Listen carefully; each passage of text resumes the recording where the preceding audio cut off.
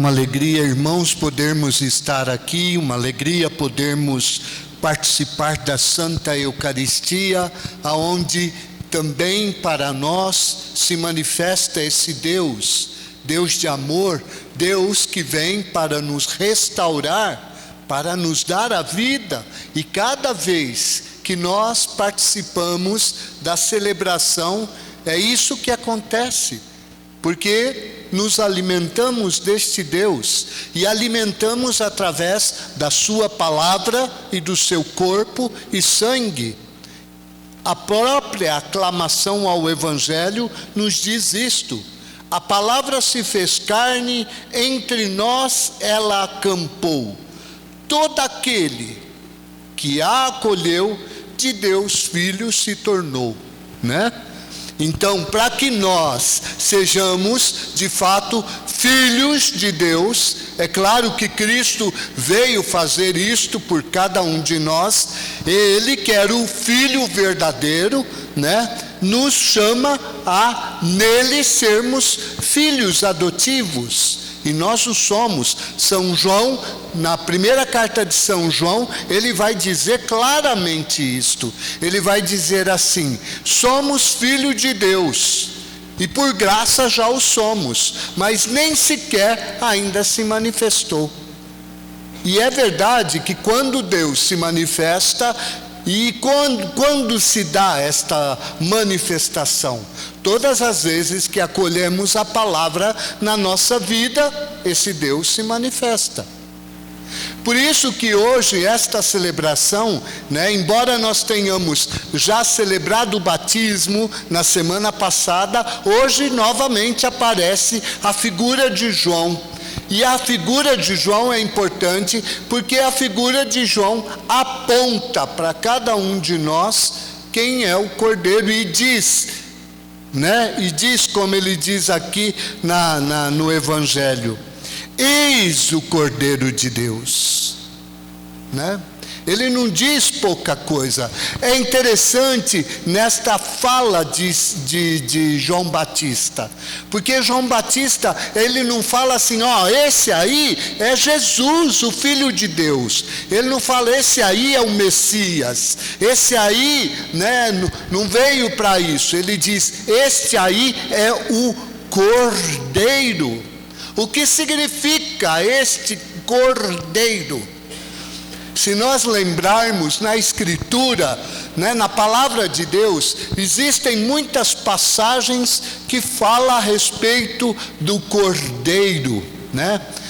Se nós voltarmos lá atrás, lá em Caim e Abel, nós sabemos que Caim e Abel fizeram a oferenda para Deus. Caim ofereceu os frutos da terra, e Abel ofereceu o quê? Um cordeiro. E Deus se agradou com aquilo que Abel ofereceu.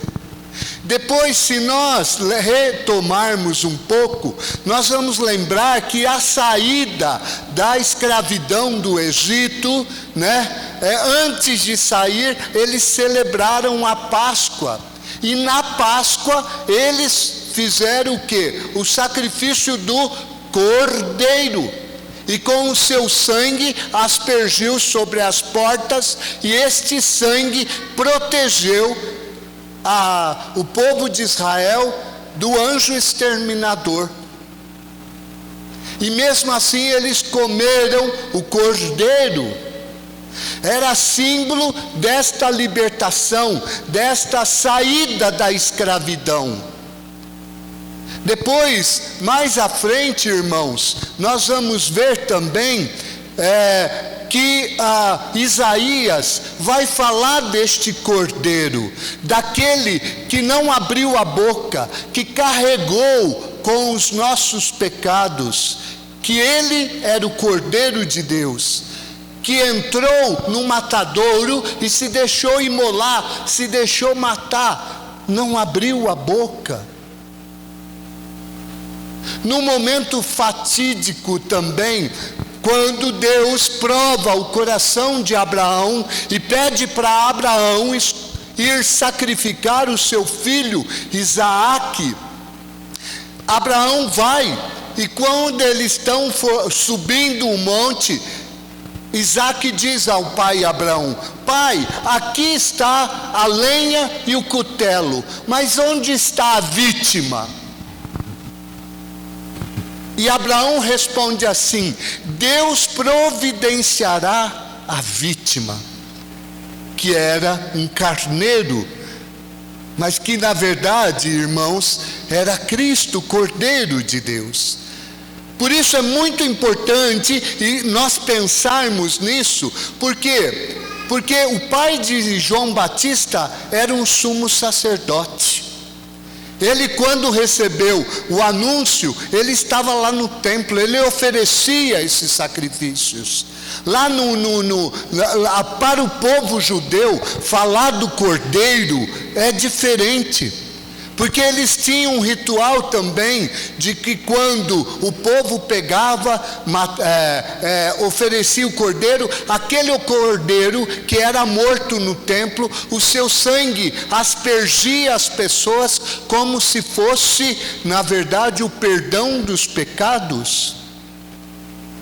E ao mesmo tempo colocava uma bênção sobre um cordeiro e mandava ele embora para fora da cidade, com os pecados do povo, para ser imolado lá fora.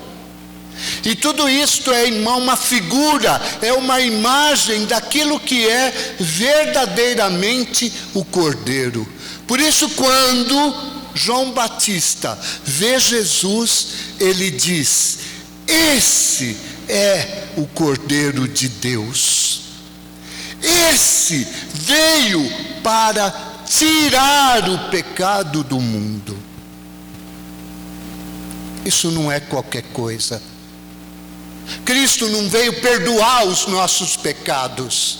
Cristo veio ao mundo para quê, irmãos? Para tirar o pecado, para arrancar o homem da morte, para arrancar o homem da situação de destruição.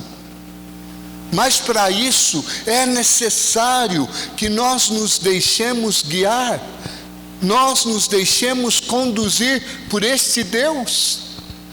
Por isso, quando eu falo que nós, escutando a palavra, isto é um presente de Deus para nós, claro que isso também depende de cada um de nós, porque eu posso dizer assim: tanto faz, e não é tanto faz. Esse momento é um momento importantíssimo na vida de cada um de nós, que somos chamados, como diz São Paulo na primeira carta aos Coríntios, ele começa dizendo assim, ele começa a abrir esta carta.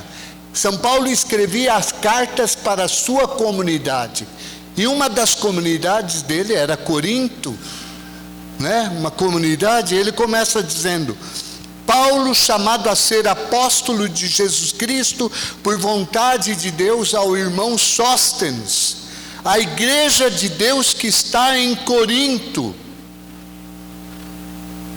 A igreja é o quê? É uma comunidade.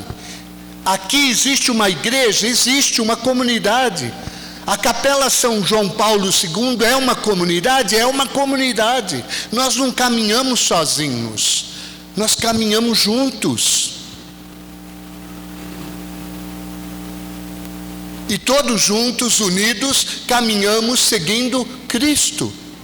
Por isso que São João, ele vai dizer: aquele que está ali, ele está à minha frente. Não só porque Jesus é mais que João, mas porque Jesus é o Filho de Deus. Ele já existia antes de mim. E é interessante aqui, porque São João, ele representa um papel, mas Jesus, irmãos, é aquele que deve conduzir a humanidade à realidade definitiva. É aquele que de verdade veio na nossa vida para nos conduzir pelo Espírito Santo. Por isso que fala aqui que ele vem para batizar no Espírito Santo. Vocês sabem o que significa isto? Significa que a igreja, ela só pode ser igreja se ela é conduzida pelo Espírito. O Espírito de Jesus. Esse Espírito desceu sobre ele e permaneceu. Nós recebemos o Espírito? Sim, mas o Espírito não permanece. Em Cristo, ele permanece. Por isso que é interessante uma outra passagem do livro do Apocalipse, que fala do Cordeiro, que é a imagem do Cordeiro que aparece. Um sinal que aparece no céu. O povo chorava porque tinha um livro que estava com os 7 selos. Este livro estava lacrado e ninguém podia abrir este livro. E de repente apareceu um cordeiro de pé, imolado. Embora esteja de pé, o que significa estar de pé? Venceu o mal, ressuscitou. Imolado significa que ele se imolou. É o servo, como falava a primeira leitura. Este servo que foi colocado, e que é colocado à frente do seu povo. E cada um de nós, irmãos, somos chamados a experimentar de verdade este Cordeiro que veio ao mundo não só para perdoar os pecados, mas para nos libertar. São João sai de cena e entra Jesus. São Paulo está dizendo assim para nós: é Ele que vocês têm que seguir. É Ele aquele que tem o poder de vencer todos os obstáculos. São João está sendo aqui testemunha desta realidade. Porque ele diz: eu vi, e quem experimenta, quem faz esta experiência do amor de Deus, irmãos, contempla a presença de Deus, então pode ser testemunho, e ele dá esse testemunho a cada um de nós, para que de fato também Deus nos dê a graça de a cada dia sermos homens novos, como dizia São Paulo, né? Ele diz assim: aos que foram santificados em Cristo Jesus, chamados a ser santos. Nós já fomos santificados quando recebemos o batismo, mas o batismo não é simplesmente um momento. O batismo é sempre um decorrer, né? Nós sempre temos que vivenciar o batismo, ou seja, nos deixar guiar por este Espírito do Senhor.